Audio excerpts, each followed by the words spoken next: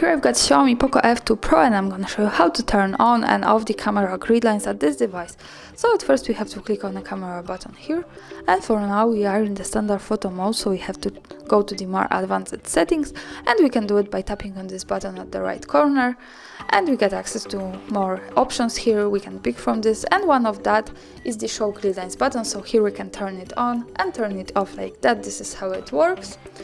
So for now, this is how it looks like. This is helpful, for example, when we want to use the rule of third in photography and making experiments with composition.